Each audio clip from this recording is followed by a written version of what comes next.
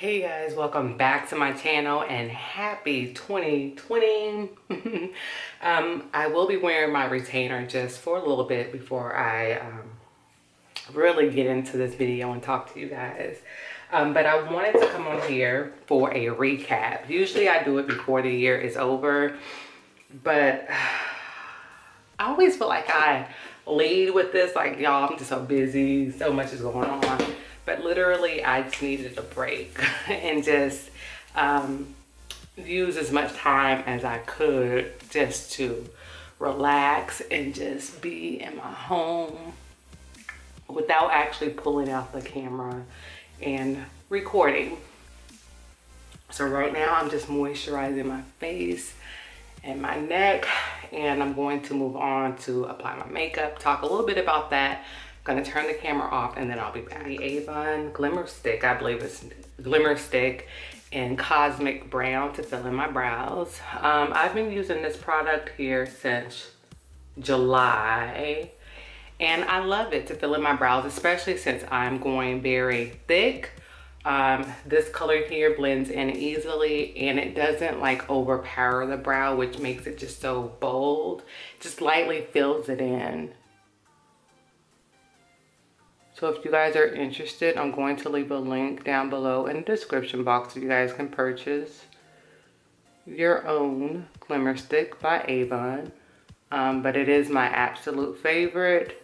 I used this recently in my last couple of videos for my makeup primer. Didn't like it. It left my skin very oily and it just made me look like a huge grease ball after I applied my foundation. So I'm gonna go back to using this. And the reason why I changed it because I felt like my primer underneath was making my makeup appear much lighter once it's set in my face. I actually went to go get color matched again, and without telling them the shade that I use, and I was color matched the same exact shade that I've been wearing. So I've been a little bit concerned with my foundation shade, and I know, you know, the summertime our skin does appear, you know, a bit tanner or darker during the summer than it does in the winter. So I've actually just been using the same foundation shade all seasons, and every time I try to go switch or do something else, I always get like I'm always matched the same exact shade. So I'm just gonna stick to it. So let me share with you guys a shade that I'm using. Since now that I'm doing my eyes, as far as wearing eyeshadow, it's best that before I apply foundation, I go ahead and set my eye makeup. So I've been doing that too, or just trying to switch the order that I apply my makeup. So I have the base of my eyes complete. There's still a little bit more that I'm going to do, but as far as the liner, some eyeshadow, I'm definitely gonna add more to that, but we're gonna work around and then make it pop with the lashes and a little bit more of the shadow. So now I can go ahead and conceal some of the dark areas under my eyes, around my nose, around my mouth. Oh, and I've already applied a lip scrub on my lip, because the worst you can do is to wear a lip with pilly lips. So I'm just using my fingers and just like gently patting this on. Hopefully you guys were able to catch that quick transformation of how well the concealer blends in some of those dark areas. Okay. Let's move on to the Beauty Blender. I definitely need a new one. You know what? It's 2020. Let's bust out the new Beauty Blender. Do I have an e.l.f. one? I do prefer e.l.f. I've used this before, didn't like it. Prefer e.l.f. Best Beauty Blender ever. So just apply a little here. And it's kind of like dotted on my face. can be light coverage, full coverage, depending on how much you use. I like that I've already done the majority of my eyes, so that will be fine. Now I can work around it. So a little foundation, just a little. I'm gonna tap it there, right?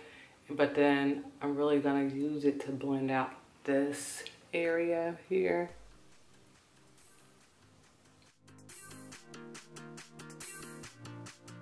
Okay. So now that that's all set,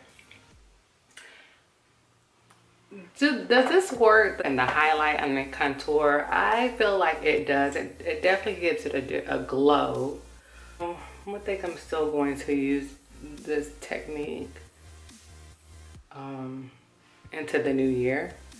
But what I've noticed in some of my videos, I forget to blend it really well. So I'm gonna make sure that I blend these areas in.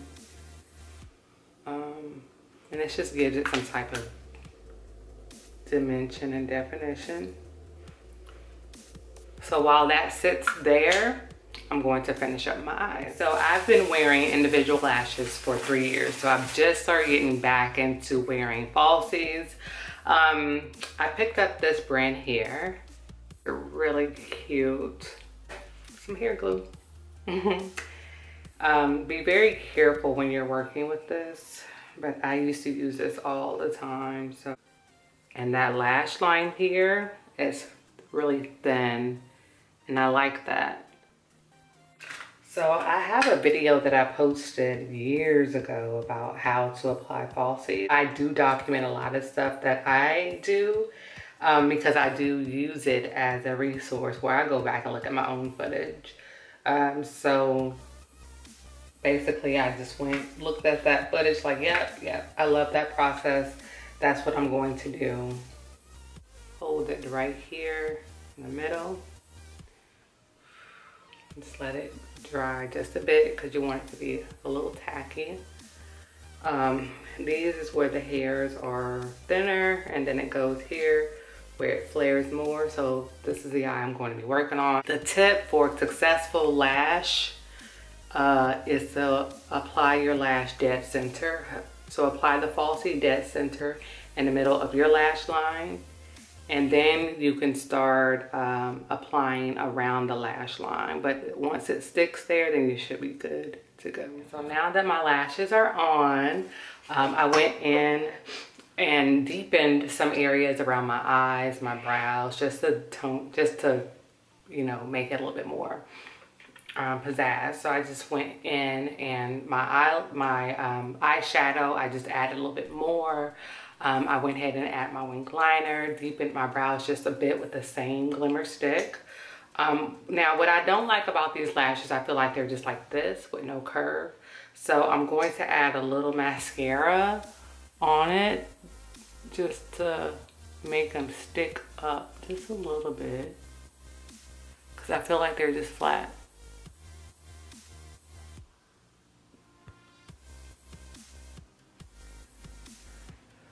There we go. There. Gave it some pizzazz. Now I'm just going to blend in the rest of my makeup, put some mascara on my bottom lashes, and then we'll move on to I've already been moisturizing my lips throughout the entire process, starting off with a lip scrub and then a lip moisturizer. So my lips are good to go. They're not chapped, anything like that. They do have a very nice light moisturizing film on top as a barrier. So now I picked up this one from the from my beauty supply store, which is NK and Cocoa. And this looks really cute. This gloss here in Glory.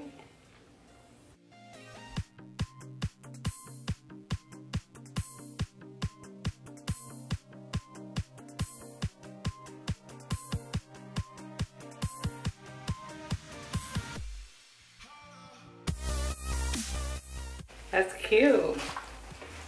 It's really cute. and it's like a natural gloss. What I did is apply just a little bit more foundation, and I'm gonna apply it around my lips. This is when I used to conceal, but now I just take the same color foundation and I conceal it, but with the foundation instead. It gives it a nice clean lip. Hair.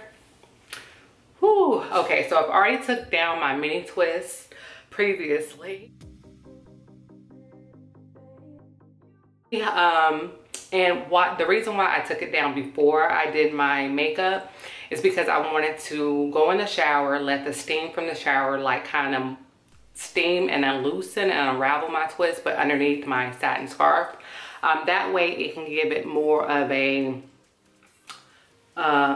fuller look versus me just wearing it straight from unraveling, and sometimes it gives it that stringy look. But this gives it a more fuller look. Y'all, my hairline won't let me be great. But I got some for the hairline, okay? So, Cover Gray right here. So I'm just going to fill in my gray areas with soft sweeping motions. Not trying to apply it all on one area, because the trick is for it to blend in. The tip is we want it to blend in, right? We don't want it to appear like I've colored my hairline. See that? Go soft sweeping motions. There we go. Okay.